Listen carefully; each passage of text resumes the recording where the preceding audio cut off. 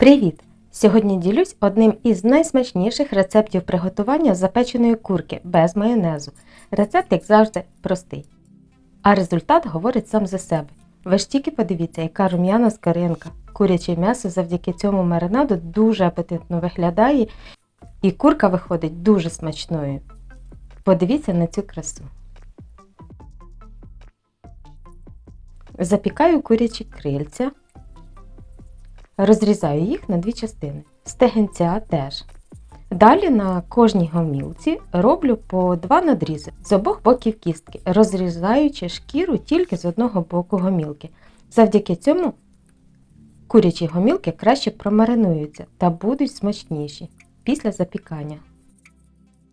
Частинки спинки теж буду запікати. Маринад найпростіший, який тільки може бути, але дуже виходить смачно. Додаю сіль за смаком, 1 столову ложку з верхом солодкої паприки. Готувала її сама із насіннєвих коробочок болгарського перцю. Є відео, якщо цікаво, дивіться, залишу посилання і підказки. 1 столову ложку сухого чеснику. У мене теж домашній, до речі.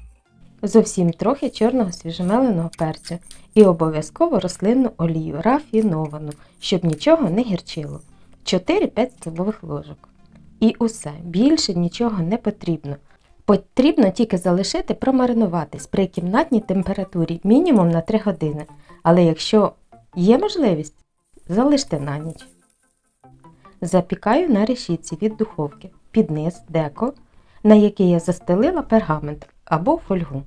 Завдяки тому, що м'ясо запікається на решітці, воно буде мати хрустку та апетитну скоринку, а зайвий жир увесь стече донизу. Запікаю курку при температурі 200 градусів. Режим конвекція верх та низ.